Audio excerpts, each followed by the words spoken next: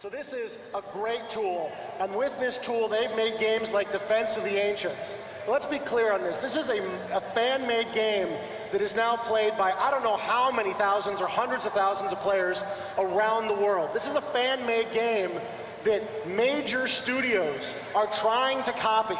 They're trying to figure out how to capture the magic of this game made by our fans, you know, in their rooms, on their personal computers, and then upload it to Battle.net. Yeah, woo, is right.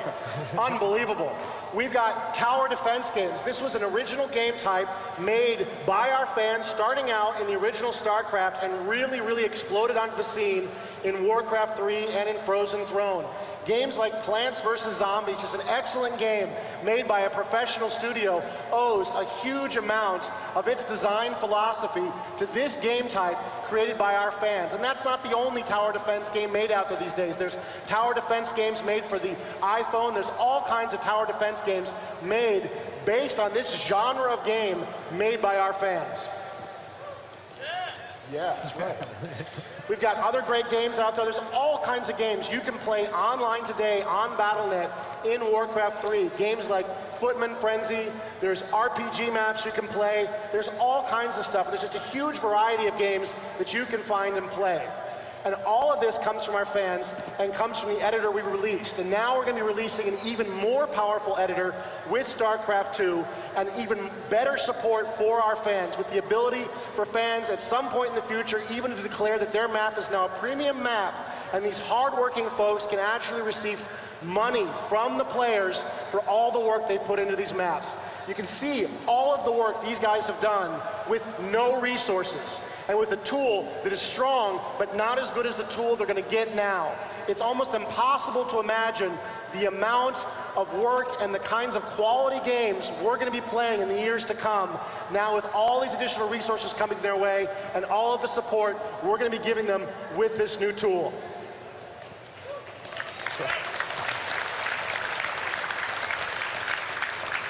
Furthermore, I'd like to say that 1/3 of our design staff on StarCraft 2 comes from the fan community.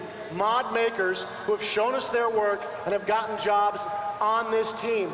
We've seen mod makers join other parts of Blizzard, and I know there are mod makers around the industry that have come from our game using our tool. They have learned the business, and they've gotten jobs all around the industry. So this is just a great way for us and for the industry at large to discover new talent and for us all to be playing better games moving into the future. Now, I've got a few examples of some games made by our staff. Now, this is not something these guys have put a lot of time into, so some of these things are kind of rough. And of course, this is just a few guys. These are smart guys, they know what they're doing and they know the tool, but still, they haven't had a chance to interact with millions of fans making these games. This is just the tip of the iceberg of what might be possible in the years to come.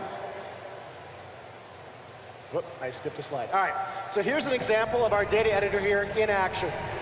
This is our Uberlisk. As you can see, our Uberlisk has a number of spine crawlers grafted to his back. This is all done with the data editor. This is all stuff you can do with our tool. There's no custom code required, no code knowledge required. You just have to learn how to use our tool. You can see here those spine crawlers, spore crawlers are shooting banelings as projectiles, firing other Zerg units at our Uberlisk. But the Uberlisk is too mighty. He has taken them out, and now he's going to use his ability to destroy the ground itself to deal with this lurker threat. Truly, can anything stop the mighty Uberlisk? Perhaps a million billion Zerg can finally bring him down.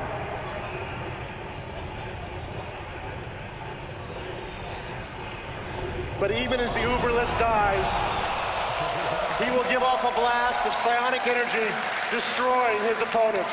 That's all done with the data editor. Justin Kinklich, one of our best data guys, put this together, including the map, in about a day and a half. Now, Justin is obviously an expert at using this tool, but we've seen time and time again that our fans just have an incredible passion for this game, and they do things that we could not possibly imagine once the game gets into their hands. So here's another map put together. It starts to look like a regular map, but suddenly we find ourselves, what's this? A third-person action game. So we've got a ghost character here moving through the environment, and I'm using my mouse and keyboard to control this ghost.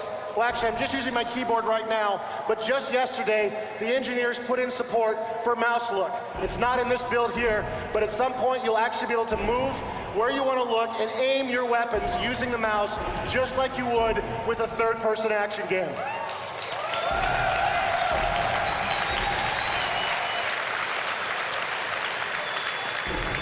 As you can see, we've moved from a rural environment into the city, and we've been fighting against the Zerg. And if that wasn't enough, now we're going to go inside a building, and we're going to talk to a character as part of our third-person action RPG. And having spoken to this character, we're going to use some custom UI created in our scripting engine, and we're going to move back into the city and engage the Zerg threat.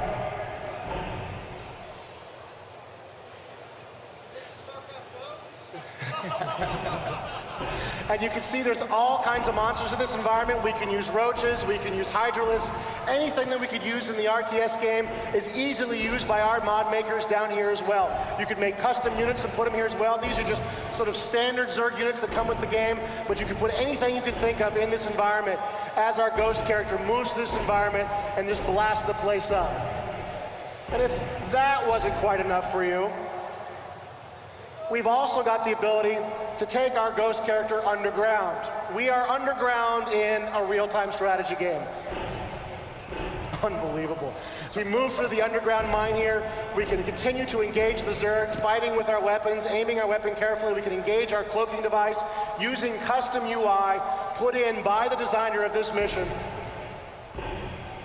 And this was put together by somebody in their spare time. Obviously, a skilled professional, but nonetheless, just put together very quickly, made a whole game world with a city, talking to characters, objectives, a mini-map you could use, a little arrow showing you where to go, all kinds of options.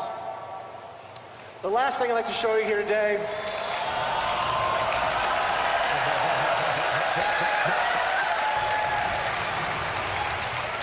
this is our Lost Viking game. We've got a little Viking fighter ship there, trying desperately to find his way home as he battles through a swarm of Protoss enemies.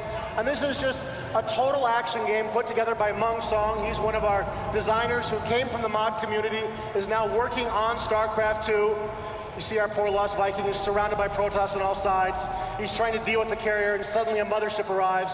You notice there's some custom UI there at the top. At the top right, there is a green boss bar in play there that will tell us how quickly we're damaging this unit.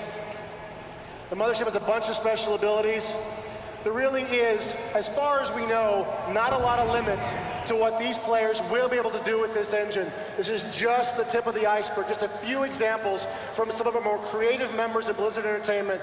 But really, who can say what's going to happen when the power of this editor and the power of BattleNet 2.0 finally gets into your hands, the users?